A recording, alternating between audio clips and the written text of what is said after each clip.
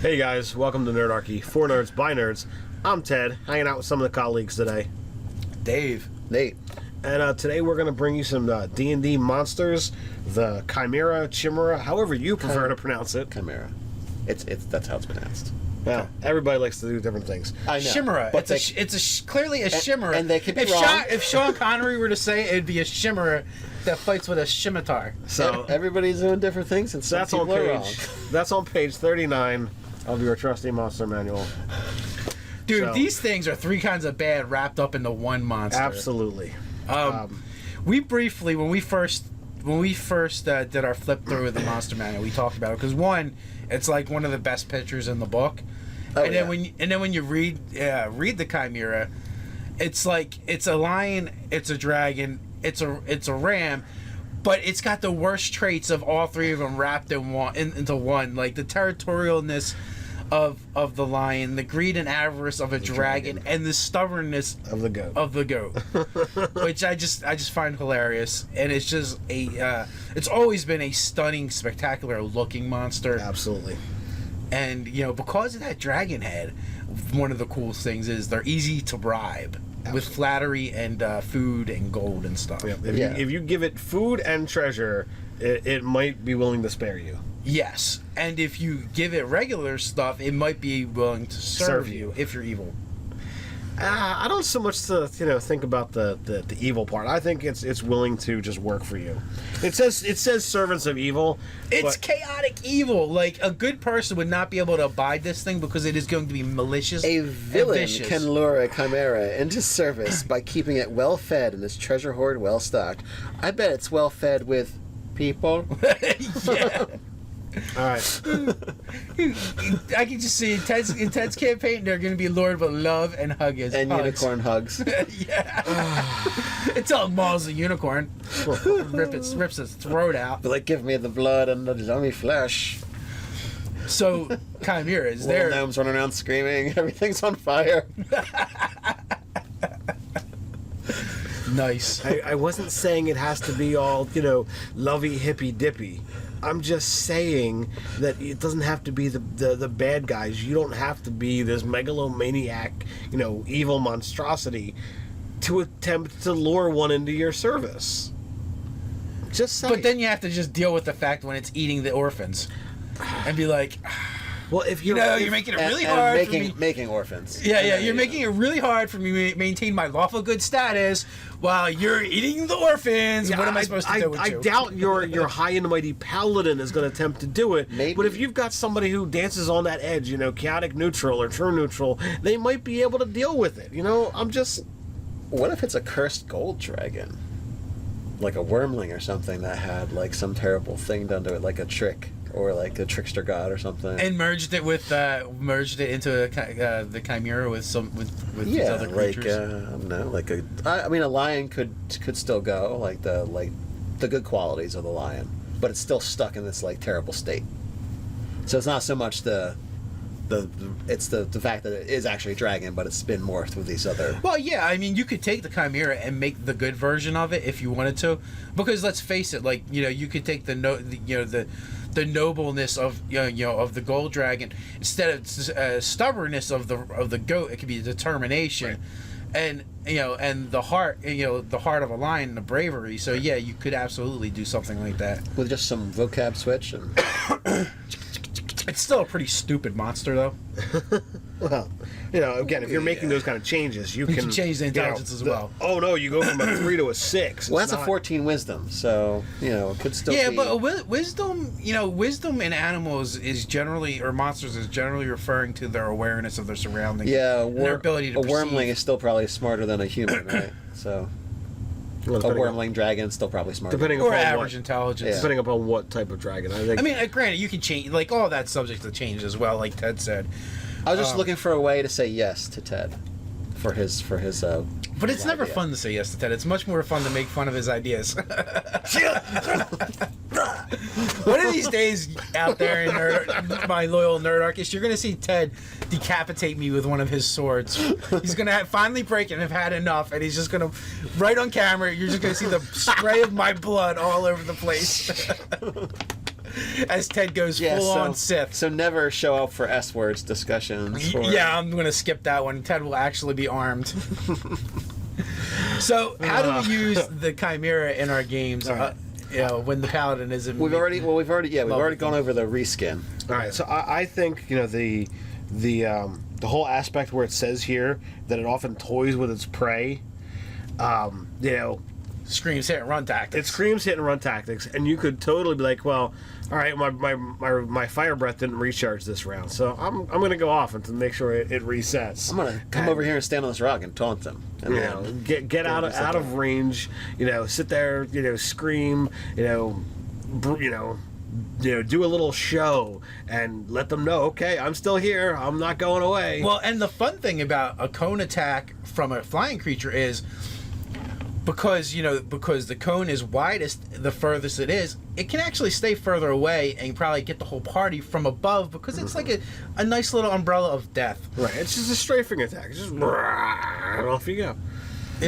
So they can wheel about and cover, a 15-foot square, hit a good portion of the party, and then keep flying. Fly out of range of everything except long bows. So with that being Short said, bows. they only have to get within 15 feet. So even with reach attacks, you can't even hit it. Mm-hmm. And they can just fly on off. So, It's got a 60 and the funny thing is though, the Chimera doesn't do it as a tactical advantage. They do it for fun. Yes, that's the sick part. The monster often toys with its prey, breaking off an attack prematurely and leaving a creature wounded and terrified before returning to finish it off. It says it right in there in the book. I think they're really great. They're not tactical in regards to using every advantage, but they are going to be smart enough to use that hit and run. They're not going to sit there. They're not going to land and let the party surround it. That's not what these guys are going to do. Even with the low intelligence, that's not how they fight. Although they will fight to the death. Like it says, this is one of the few monsters that says a right entry, fight to the death. Yep. But in previous editions, I believe it was a Gormiria. It might have been how it was pronounced. I don't remember, but they replaced that goat head with a Gorgon head, which is visually is really cool and made for a terrifying monster because now you're dealing with 2 breath weapons and one that petrifies you. But feel free with this monster, take different things, replace the heads with different things, and make it interesting. Yeah, my noble version of this actually replaces the ram head with an eagle. And that's something I've actually, I've tried to get someone to draw it for me, and If only we had someone that was an artist that could draw things for you. Yeah, he's got. I'll give it a shot, Ted. He's got nerdarchy work, but that was my shtick, and I've had designs with that creature, in the past. Maybe one of the little nerd artists out there will draw it for you, Ted. There you go. There's a challenge for you. If you're an aspiring artist or whatever, and you want to send me something, I'd appreciate it. So, again, going back to we kind of touched on it and then made fun of Ted a lot, but the idea that they could be used as a servant or a mount, this is the mount from freaking hell. Yeah. Oh yeah. You want to put your bad guy on something really cool. The Chimera is the way to go. You could even get retarded with it and then start slapping the barding on it, or magic items of protection or whatever, and increase its armor class, which It's a 14. 14 natural. yeah. So you up that by a few points, and it becomes even tougher. Put on a breastplate. Put on a ring of protection. Yeah, or even just the breastplate. I mean, any barding really is going to make this thing hellacious, and then you have an intelligent monster riding it, or even A wizard or some kind of a knight, a wizard, knight. whatever. It would be really sick. It would make for a tough encounter, I think. And It'd be a real pain in the ass too, because he would be that level of he's got to be willful enough to control it. So Yeah, I could say that saddle that you had given us in your game, the one that you can't be dismounted. Oh, so yeah, imagine if yeah. you've got some kind of spellcaster, fighting from on top of this thing with that. It's like, all right, I can't be unhorsed, or I can't be. Part of me dismounted. wants to put a Death Knight on it. But fireballing. I think actually the Chimera would be kind of weak for a Death Knight, but yeah, I kind of like the image of some kind of Dark Knight. There's nothing you could say about there's nothing stopping you from scaling up the hit points. Well, that's true. Or Replacing the goat head with a nightmare head. Yeah. Or making it undead. Give it fiery hooves. Or fiery claws. Well, yeah. Works just as well. So there's definitely some things you can do with this monster. It could move into an area where is normally a trade route. Well, all of a sudden trade can't get through because it's demanding tribute from its up on the hill. hill. No, it wouldn't demand tribute. It's not really smart enough to demand That's tribute. true. It just would be killing and taking. It's like giving a bear a steak and hoping he eats the steak instead of attacking you. But that doesn't mean like someone couldn't figure out to offer a tribute because wait a minute, if I leave them let them live, they're feeding me and giving me the gold stuff I like. So then all of a sudden, like travel through that area, it either becomes perilous or expensive. Yeah, the Chimera Road. Yeah, pretty much. And if there were only adventurers that could come and take care of that problem. And get a hoard of treasure in return.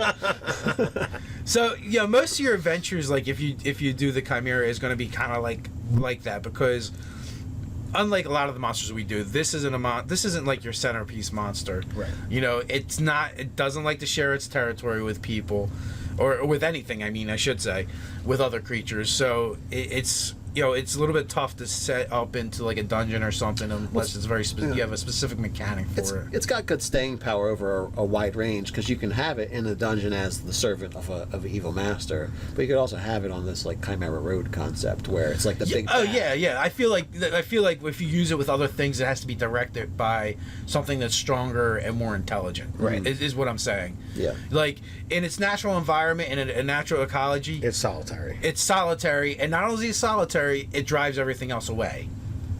The only thing you could do different is if it's actually locked in a war with something else that it hasn't been able to drive away yet, and the other thing hasn't been able to kill it or drive it away. What if there's another chimera or another creature and they're fighting over that same trade route? Well, yeah, absolutely. Or a griffin nest or something. Or possibly a pair that's come together for mating and having young. It doesn't talk about how they do these things or how it works. It says its rivals are dragons, griffins, manicores, peritons, and weavers. There you go. Worms. A whole list of things you can slap all in the area.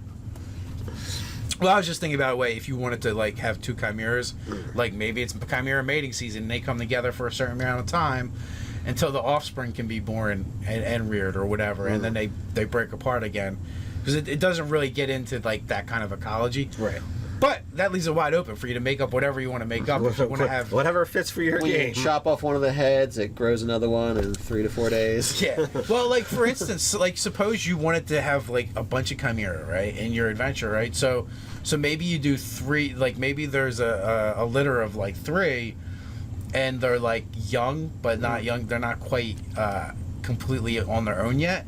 So like that's the first thing the players encounter is these young chimera where you just scale down all the statistics, right? But then there's still like the mom and dad that are still floating around. They're going to be floating around and really pissed off now because you like killed the young. Yeah. Yeah, unless the players come up with some other solution for like tranquilizing, tag them, relocating them, releasing them into the wild somewhere where they won't be a problem. Because chimeras will never be a problem later. Right. You could also have them be magical creations. The first ones are magical creations from the Demogorgon. Yes. What's that? Prince of Demons. Yes. So you could have wizards kind of be imitating that with rituals and spells and making all kinds of different monstrosities if you wanted to. Well, yeah, Like, that's if my you wanted point. to have Like that. you could absolutely take that monster That and change campaign out the heads, Right. and make something It's either like Legos. yeah, pretty much something less horrible or more horrible as the case may be. Indeed. But the chimera gives you a basic template to work off of Right. for ideas. So I don't know. You guys think of any other interesting ways to use the chimera in your game? I like the wizard making weird stuff. That's how I would use them. Well, that in that case, it could actually be like the foreshadowing to this crazy wizard. One gets loose. Yeah, this wizard, morgifying things, in his lab. And in that world, you wouldn't know what this creature is because it's not a creature that's in lore. It's something that's been created. That would also be a really great way to introduce mongrel men if that was like a thing that someone would work on. You could go through the monster manual. You'll find all the hodgepodge monsters, and there's a few. Yeah. What are the peritons? Is that how you say it? Yeah, peritons. Yeah, that's definitely one. Griffin, hippogriffs. Yeah, if you're saying that they're just not things in your world and someone's making them somewhere. Yeah, that could definitely be a way. That could be a whole campaign arc of magical trans. Like these things keep showing up that weren't there before. It's like, what is this? Where are these things coming from? And it turns out this guy has his menagerie somewheres. And maybe he even tries to hire the players because he needs more specimens. Oh yeah, a monster hunt. Yeah, pretty much. I need an Umber Hulk. Oh dear Lord. I need a giant owl and a bear. Yes. He's in there. He's making these cocktails. So yeah, that's actually a pretty good idea. There's plenty of hodgepodge monsters to draw from. Even ones that aren't like the griffin and the hippogriff, which are kind of like traditional mythological creatures. Or maybe in your world, the Pegasus really are horses that someone sewed wings on. Or maybe he's just recreating these things from mythology, and so there's like birth versions in the world. I mean, the stats are the same, but one's being done in a very horrible way. The unicorn is just a horse with a narwhal horn. Hey. What do I do with all this leftover whale? Yeah, pretty much. You come across Gelatinous cube, eat up. Yeah, you come across this unicorn and the horn is literally bolted to its head. That must hurt. And so now it's an evil unicorn because it was driven mad by having bolts driven into its brain. An evil white horse. And you could also have, if you want it to be higher level, you can include some flesh golems. Sure, why not? Yeah. So now that we've gone way off past the Chimera, what do you guys think in the comments below? Let us know while you're at it. Like, share it, and subscribe. You can hang out with some. You can check out our articles on nerdarchy.com. Yeah, so check out some funny memes on Facebook. So until next time, stay nerdy.